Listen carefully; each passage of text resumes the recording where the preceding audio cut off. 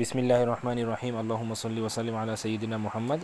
আমরা আজকে থেকে একটা কিতাব পড়া শুরু করতেছি, যে কিতাবটার নাম হলো লা ইলাহা ইল্লাল্লাহর মর্মকথা। তো এটা লিখছে হলো ইমাম ইবনু রজব হাম্বলি রহমতুল্লাহ আলাইহি।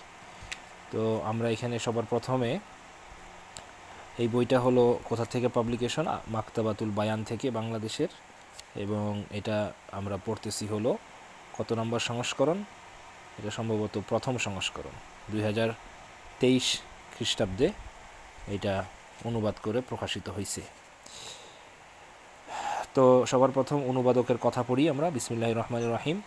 প্রশংসা সবই আল্লাহর, যিনি ছাড়া কোনো ইলাহ নেই। শান্তি বর্ষিত হোক তার বার্তাবাহক মুহাম্মদ সাল্লাল্লাহু আলাইহি ওয়াসাল্লামের উপর, তার পরিবারের সদস্যবর্গ, সকল সাহাবী ও তাদের অনুগামীদের উপর।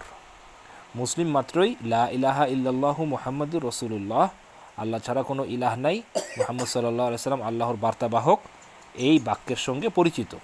এই বাক্যের অন্যান্য শব্দের অর্থ বুঝে এলেও ইলাহ বলতে কি বোঝায় এটা অনেকের কাছে স্পষ্ট নয়। আবার অনেকে নিজের মতো করে কিছু একটা বুঝে নিয়ে তুষ্ট থাকে। অথচ এ বিষয়ে স্পষ্ট ধারণা থাকা জরুরি, কারণ এটি ইসলামের প্রধান কালিমা। এই ঘোষণা দিয়েই ইসলামে প্রবেশ করতে হয়। জান্নাতের চাবিকাঠিও এটিই। মুফাসসির ও ভাষাবিদদের ব্যাখ্যায় ইলাহ।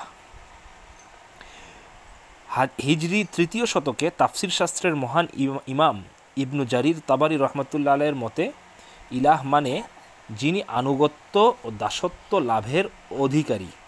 আল্লাযী ইয়াস্তাহিক্কুত তাআতা ওয়া ইয়াস্তাওজিবুল ইবাদাতা। আল্লাযী ইয়াস্তাহিক্কুত তাআতা ওয়া ইয়াস্তাওজিবুল ইবাদাতা। আচ্ছা, আরেকটা অর্থ কি? যার দাসত্ব ও আনুগত্য করা হয়, মা'বুদ। ঠিক আছে, এটা হলো ইমাম ইবনু জারির তাবারি রহমতুল্লাহ আলাইহির মত। ইমাম ইবনু জারির, ইবনু কুতাইবা দিনাওয়ারি এবং ইবনু জারির তাবারি রহমতুল্লাহ আলাইহি এবং ইমাম রাগিব ইস্পাহানি রহমতুল্লাহ আলাইহি কিছু জায়গায় ইলাহ শব্দের সমার্থক লিখেছেন রব, যার অর্থ অবশ্যমান্য, মনিব, প্রভু। আল্লাহই একমাত্র ইলাহ। জাহিলি যুগের আরবরা যেসব মূর্তির সামনে মাথা নত করত, আল্লাহর দাসত্ব ও আনুগত্য লাভের অধিকারে জালিয়াতি করে তারা সেসব মূর্তিকে ইলাহুন নামে অভিহিত করেছিল। এসব নামকরণে তাদের চিন্তা বিশ্বাসের প্রতিফলন ঘটেছে কেবল। বাস্তবে সেগুলোর মধ্যে ইলাহের যে যোগ্যতা রয়েছে, বিষয়টি এমন নয়। ইলাহ হওয়ার যে সমস্ত যোগ্যতা লাগে, সেগুলোর বিচারে মহাবিশ্বে ইলাহ একজনই। তাই এই শব্দের কোনো বহুবচন থাকার কথা নয়। কিন্তু জাহিলি যুগের আরবরা বহুজনের ক্ষেত্রে এ শব্দ ব্যবহার করার দরুন এ শব্দের বহুবচন সৃষ্টি হয়েছে আলিহাতুন। আর এ অর্থেই কোরআনের বিভিন্ন জায়গায় এর বহুবচন ব্যবহার দেখা যায়। ঠিক একইভাবে এই শব্দের কোনো স্ত্রীলিঙ্গর রূপও থাকারও কথা নয়। কিন্তু তাদের একাংশ সূর্যকে ইলাহ মনে করায় এই শব্দের স্ত্রীলিঙ্গ রূপ তৈরি করেছে ইলাহাতুন। কিতাবুন শব্দটি যেভাবে মাকতুবুন অর্থে, ইমামুন শব্দটি যেভাবে মা'মুমুন অর্থে এবং বিসাতুন শব্দটি যেভাবে মাবসুতুন অর্থে ব্যবহৃত হয়, তেমনিভাবে ইলাহুন শব্দটি মা'লুতুন অর্থ জ্ঞাপন করে। এটা কার কথা? আবুল আব্বাস ফাইয়ুমি আল মিসবাহুল মুনির, এখান থেকে এটা নেওয়া হয়েছে।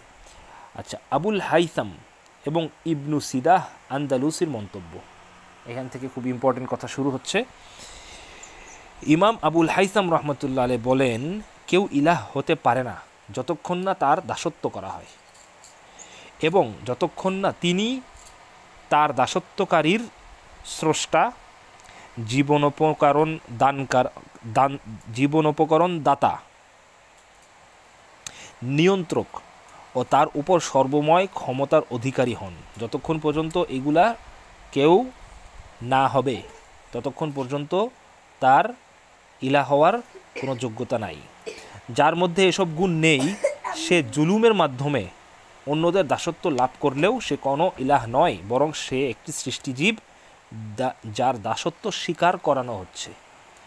মুসলিম স্পেনের প্রখ্যাত আরবি ভাষাবিদ ইমাম ইবনু সিদাহ আন্দালুসি রহমতুল্লাহ আলাইহি বলেন, কুল্লু মাত্তুখিযা মা'বুদান ইলাহুন ইনদা মুত্তাখিযিহি, যার দাসত্ব করা হয় তা দাসত্বকারীর জন্য সেই ইলাহ।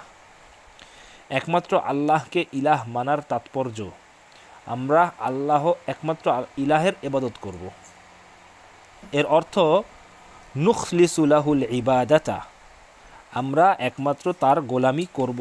ওয়া নুওয়াহিদু লাহুর রুবুবিয়্যাতা, একমাত্র তার কর্তৃত্বের অধিকার স্বীকার করব। ফালা নুশরিকু বিহি শাইআ, অন্য কিছুকে অংশীদার তার সঙ্গে সাব্যস্ত করব না। ওয়ালা নাত্তাখিযু দুনাহু রাব্বা, অন্য কাউকে রব হিসেবে গ্রহণ করব না। এটা কি একমাত্র আল্লাহকে ইলাহ মানার অর্থ কি?